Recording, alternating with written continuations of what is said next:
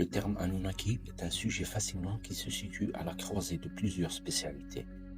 L'archéologie, la mythologie et des théories modernes qu'on considère marginales, comme la théorie des anciens astronautes entre autres. Voici une explication détaillée pour comprendre qui sont-ils vraiment.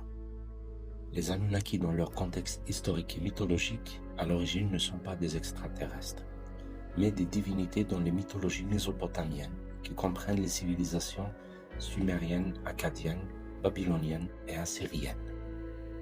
L'étymologie du mot. Le nom est généralement traduit par « ceux qui du ciel sont descendus sur terre » ou plus communément, la progéniture du ciel et de la terre. Il désigne les dieux de la lignée principale. Ils étaient les dieux dirigeants du panthéon. Ils n'étaient pas tous bienveillants. Ils étaient souvent perçus comme des figures puissantes et sévères, associées aux décrets divins, au jugement des morts et aux forces fondamentales de l'univers.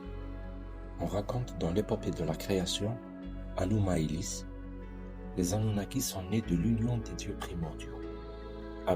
Apsu qui veut dire l'eau douce, et Tiamat qui veut dire l'eau salée. Ils sont les descendants du dieu du ciel qui s'appelle Anu. Dans l'épopée de Gilgamesh, ils apparaissent comme les juges des enfers. Le mythe d'Atrahasis est un texte crucial pour les théories modernes. Il raconte comment les dieux mineurs travaillèrent dur pour subvenir aux besoins des grands dieux Anunnaki. Excédés par ce labeur, ces dieux mineurs se rebellèrent. En colère, les Anunnaki décidèrent de créer l'humanité pour les remplacer. Le dieu Enki et la déesse Ninursak mélangèrent de l'argile avec le sang d'un dieu sacrifié, Kingu, pour créer les premiers humains comme main-d'œuvre servile. D'un point de vue académique, pour les historiens et les archéologues, les Anunnaki sont des divinités mythologiques dont les récits expliquaient la création du monde. Le rôle des dieux à la place de l'humanité dans l'univers.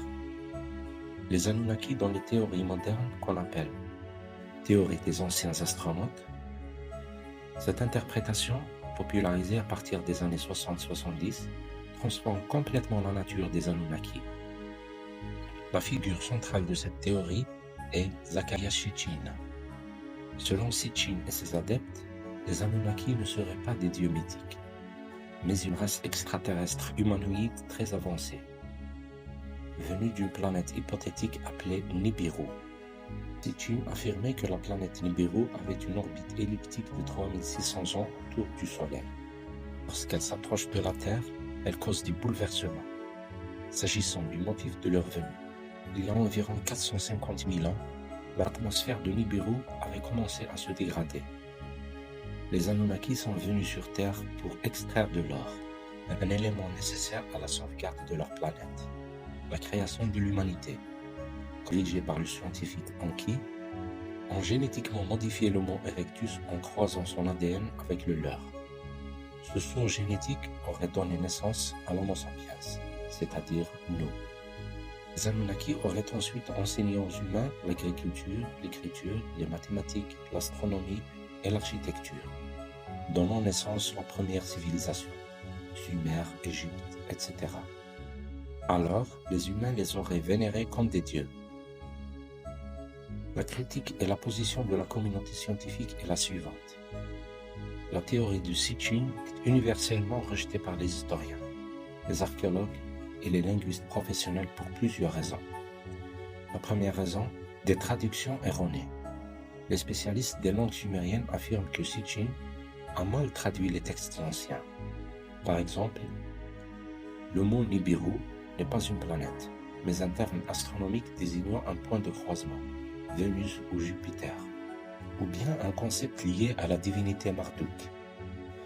La deuxième raison concerne les anachronismes. La théorie projette des concepts modernes, la génétique, le voyage spatial, etc., sur une culture ancienne qui les expliquait par le mythe et le symbolisme. La troisième raison est le manque de preuves. Il n'existe aucune preuve archéologique, géologique ou astronomique de l'existence de la planète Nibiru ou d'une intervention extraterrestre. Et enfin, la dernière raison qui se rapporte aux incohérences biologiques et physiques. L'idée d'une planète avec une orbite stable de 3600 ans est considéré comme impossible par les astrophysiciens. De plus, le croisement génétique entre une espèce extraterrestre et une espèce terrestre est biologiquement très improbable. En somme, dans l'histoire et l'archéologie, les Anunnaki sont des dieux sumériens faisant partie intégrante de la riche mythologie mésopotamienne. Dans la culture populaire, les Anunnaki sont des extraterrestres qui auraient créé l'humanité et influencé son développement. Donc, votre compréhension des Anunnaki dépend entièrement de votre liberté, mais il faut toujours avoir l'esprit ouvert pour ne pas limiter votre intelligence.